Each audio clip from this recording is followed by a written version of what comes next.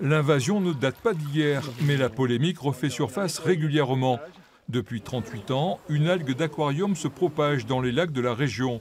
Ici, à Lacanau, dans le secteur de Carrère, elle s'est installée à l'abri des vents marins, mesurant parfois jusqu'à 3 mètres de long. Les riverains, pêcheurs et autres plaisanciers sont vent debout. C'est vraiment un frein pour la pêche, puisque là où se cache le poisson, disons, on ne peut plus l'atteindre. Donc il faut arriver à le faire sortir des herbiers. Et comme elle est de plus en plus épaisse, donc on a de plus en plus de problèmes à pêcher. Ça sent mauvais.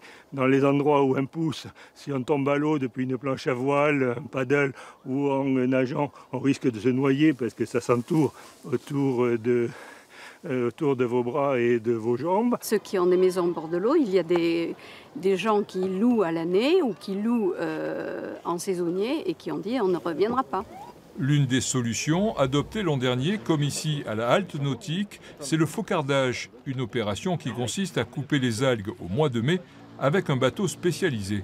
On rencontrera les riverains et tous les occupants du lac pour justement, avec eux, imaginer une solution pour sécuriser les zones de baignade, mais aussi faire peut-être des chenaux pour permettre aux bateaux de sortir et mettre en place une organisation qui permette quand même de sauvegarder les activités nautiques sur le lac.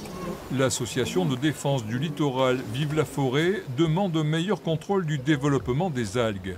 Il nous faudrait un suivi beaucoup plus précis des intrants, de ce qui rentre dans le lac en nitrate et en phosphate, et peut-être s'imposer des normes. Régulièrement, ce sont les locaux qui ramassent les algues le long du lac. Ici, les enfants peuvent se baigner en toute sécurité.